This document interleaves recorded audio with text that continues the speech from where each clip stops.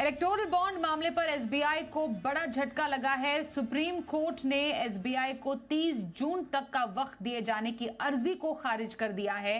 Court ने SBI को 12 मार्च तक जानकारी ईसी को उपलब्ध कराने के लिए कहा है। वहीं कोर्ट ने ईसी को जानकारी 15 मार्च तक वेबसाइट पर उपलब्ध कराने के लिए कहा है। कोर्ट ने कहा कि अभी एसबीआई पर अवमानना का नोटिस नहीं जारी कर रहे हैं, लेकिन इस आदेश पर अमल नहीं हुआ तो हम ये कार्रवाई भी कर सकते हैं। आइए पूरी खबर को विस्तार से समझा रहे हैं जी मीडिया संवाददाता अरविंद सिंह। अरविंद, जरा बताइए आज सुप्रीम कोर्ट ने क्या कहा इस पूरे मामले में और कब तक अब पूरा डाटा डालने के आदेश दिए गए हैं इस पर? सुप्रीम कोर्ट में एसबीआई और कंटेम्प्ट पिटीशन दोनों पर एक साथ सुनवाई हुई। आज एसबीआई की ओर से वरिष्ठ अधिवक्ता हरीश साल्वे पेश हुए।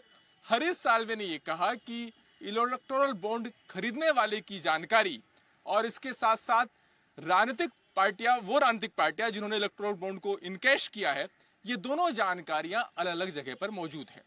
इन दोनों जानकारियों को आपस में मिलान करना एक जटिल काम है।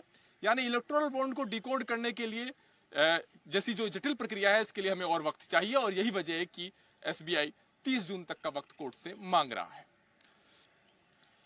हालांकि एसबीआई की तरफ से यह भी कहा गया कि चूंकि इलेक्टोरल बॉन्ड स्कीम के तहत ही व्यवस्था थी कि दानकर्ता की गोपनीयता का खुलासा नहीं होगा, उसकी पहचान गोपनीय रखी जाएगी, लिहाजा इस पूरी जानकारी का डिजिटाइजेशन नहीं किया गया है और ऐसी सूरत में दोनों जानकारियों को, यानी इलेक्टोरल बॉन्ड खरीदने वाले की जानकारी और इलेक्टोरल बॉन्ड को कैश कराने वाली राजनीतिक पार्टियों की जानकारी का मिलान करना जरूरी है, ताकि इस बात की तस्दीक हो सके कि आखिर किस राजनीतिक पार्टी को किस शख्स या किस कॉर्पोरेट कंपनी से कितना चंदा मिला है। लेकिन सुप्रीम कोर्ट इस जवाब से संतुष्ट नहीं हुआ। सुप्रीम कोर्ट ने सवाल ये उठाया कि हमारे पुराने आदेश में यह साफ है कि आपको आखिर किस तरह का डेटा उपलब्ध कराना है। हमने सिर्फ प्लेन डिस्क्लोजर के लिए आपसे कहा था, आपसे मिलान करने के लिए नहीं कहा था। और कोर्ट ने एसबीआई के रवैये पर भी सवाल खड़ा किया। कोर्ट ने यह कहा कि आप देश के सबसे बड़े बैंक हैं और आपसे ये उम्मीद की जाती है कि आप साफ गोई से अपनी बात रखें।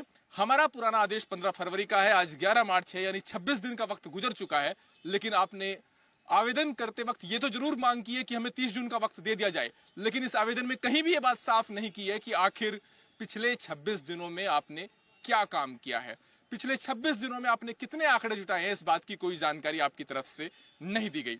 हालांकि एसबीआई की तरफ से हरीश साल्वे ने कहा कि 2019 से लेकर 15 फरवरी 2024 तक तकरीबन 22,000 इलेक्टोरल बॉन्ड खरीदे गए हैं। ऐसे में 44,000 दस्तावेजों का मिलान करना अपने आप में एक जटिल प्रक्रिया है और उसमें वक्त लगना तय है।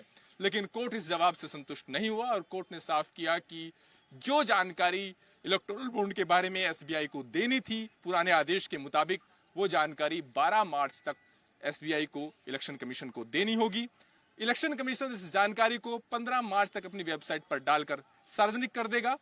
हालांकि आज कोर्ट ने एसबीआई को कंटेम्प्ट नोटिस जारी नहीं किया, लेकिन कोर्ट ने यह साफ किया है और यह चेताया है एसबीआई को कि अगर इस आदेश पर अमल नहीं हुआ, अगर 12 मार्च तक ये सारी जानकारी को इलेक्शन कमीशन को नहीं दिया गया, तो ऐसी सूरत में हम अवमानना की कार्रवाई भी शुरू कर सकते हैं।